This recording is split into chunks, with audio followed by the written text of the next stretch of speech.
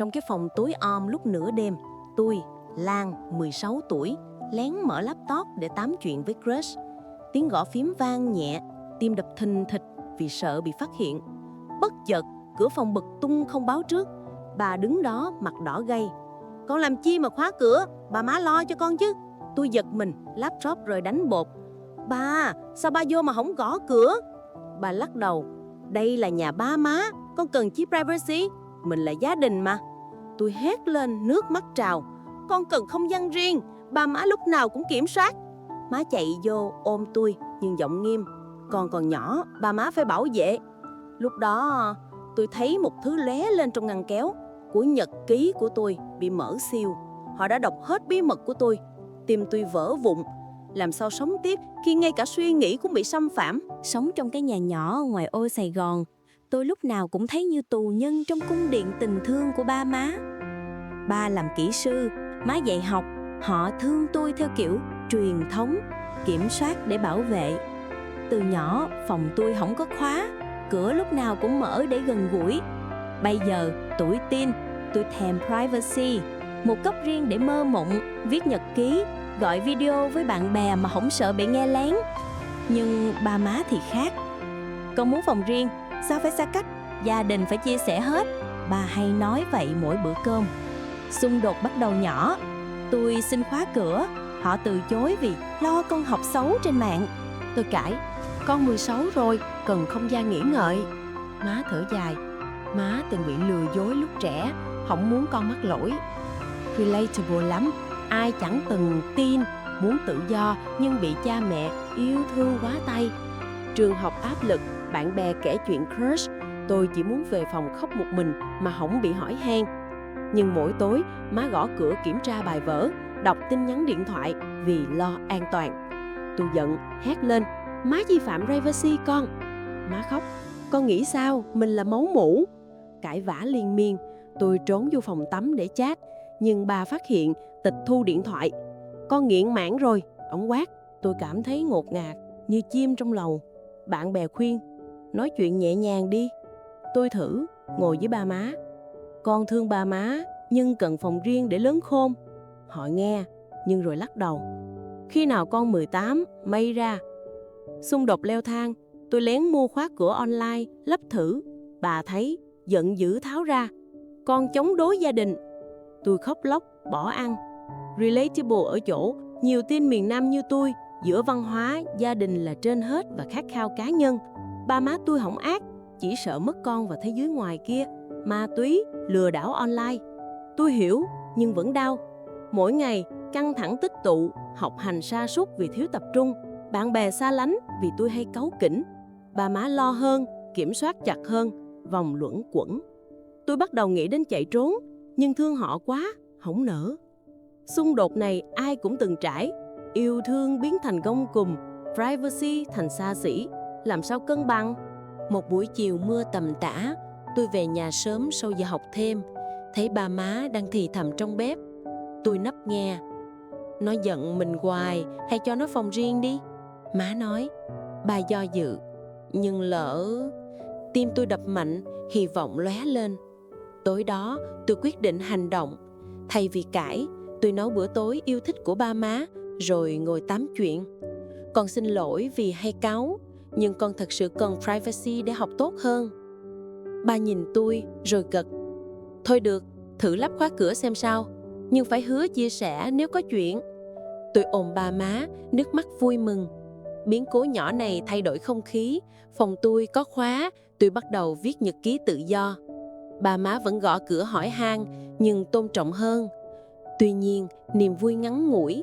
Một tuần sau, tôi phát hiện má lén đọc tin nhắn khi tôi ngủ quên điện thoại ngoài bàn. Má chỉ lo thôi, bà thanh minh. Lòng tin lung lay, nhưng tôi chọn im lặng, hy vọng thời gian sẽ sửa chữa. Turning point này dạy tôi, thay đổi cần kiên nhẫn, không phải một sớm một chiều. Vài tháng trôi qua, mọi thứ dường như ổn.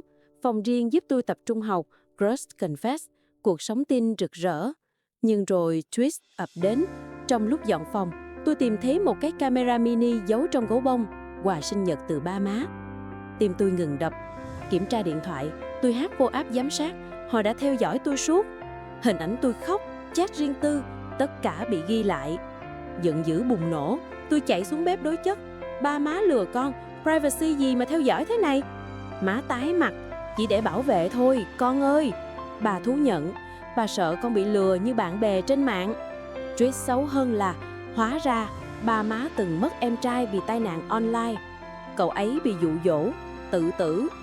Họ giấu tôi để hỏng làm con sợ. Bây giờ, nỗi đau cũ khiến họ kiểm soát quá đà. Tôi sốc, vừa giận vừa thương. Nhưng con không phải chú ấy, con cần tin tưởng. Chúng tôi cãi vã lớn, tôi khóa phòng, không nói chuyện. Bạn bè biết chuyện qua tin nhắn tôi gửi, khuyên báo cảnh sát vì vi phạm privacy. Tôi do dự, gia đình mà. Bà má cầu xin tha thứ, tháo camera, nhưng lòng tin vỡ vụn. Tôi bắt đầu lén ra ngoài nhiều hơn, gặp crush bí mật, học hành sa sút. Má khóc mỗi đêm, bà hút thuốc liên tục. Từ gần gũi thành xa cách thực sự. Tôi nhận ra, kiểm soát không phải yêu thương, mà là nỗi sợ hãi. Nhưng giờ, làm sao sửa? Tôi quyết định gặp chuyên gia tâm lý, lén lút vì sợ ba má biết. Ở đó, tôi học cách đối thoại. Một đêm, crush gợi ảnh nhạy cảm. Tôi xóa ngay, nhưng lo camera cũ còn sót. Paranoia bao trùm. Gia đình tan vỡ dần. Tôi nghĩ đến bỏ nhà. Ai đúng, ai sai? Cao trào bùng nổ vào một tối giông bão. Tôi về muộn sau cuộc hẹn với crush. Cửa phòng bị ba đập phá. Ổng phát hiện tôi lén đi. Con đi đâu? Với ai? Ba gầm lên, mặt đỏ tía tai. Tôi hét, đó là privacy của con. Ba má không tin con gì hết. Má khóc, mình mất em con rồi, không thể mất con nữa. Cảm xúc dâng trào, tôi lao vô kể hết. Nỗi cô đơn, áp lực, khát khao tự do. Con thương ba má, nhưng kiểm soát làm con ngạt thở. Ba ngồi sụp, kể chuyện chú. Cậu ấy bị lừa online, tự tử lúc 17. Ba sợ lịch sử lặp lại. Lệ tôi tuôn. Nhưng con khác, hãy tin con. Chúng tôi ôm nhau khóc. Gió mưa ngoài cửa sổ như cuốn phăng quá khứ. Bà thú nhận lắp camera vì sợ hãi. Má van xin, tha thứ cho mình. Tôi gật, nhưng đòi điều kiện, xóa hết dữ liệu, tôn trọng privacy thực sự. Cao trào đỉnh điểm khi ba đốt hết thiết bị giám sát trước mặt tôi, lửa bùng lên tượng trưng cho sự giải phóng. Từ nay, mình nói chuyện thay vì kiểm soát. Cảm xúc lẫn lộn, giận dữ tan biến, thay bằng thương xót. Tôi kể về crush, má lắng nghe thay vì phán xét. Bảo tang, chúng tôi ngồi bên nhau, chia sẻ những bí mật lâu năm. Cao trào cảm xúc dạy rằng, yêu thương cần tin tưởng, không phải gông cùng. Tim tôi nhẹ nhõm, nhưng vết thương vẫn rỉ máu. Liệu có thực sự thay đổi? Sau cao trào, gia đình tôi dần lành dết. Bà má tôn trọng phòng riêng, gõ cửa trước khi vô, không kiểm tra điện thoại nữa. Tôi chia sẻ nhiều hơn về crush, áp lực học. Họ lắng nghe, khuyên nhủ thay vì ra lệnh. Cuộc sống ấm áp, bữa tối cười đùa, cuối tuần đi chơi cùng. Tôi tốt nghiệp cấp 3 xuất sắc, crush thành bạn trai chính thức. Bà má tự hào, tặng chìa khóa phòng mới, biểu tượng tự do. Con lớn rồi, mình tin con. Dương cầm ấm áp, chúng tôi gần gũi hơn bao giờ. Vì privacy giúp tôi trưởng thành, còn tình yêu giúp họ buông bỏ sợ hãi. Nhưng đôi lúc, tôi vẫn liếc gấu bông cũ, nhớ camera, nhắc nhở rằng lòng tin mong manh. Gia đình mạnh mẽ hơn, sẵn sàng đối mặt tương lai.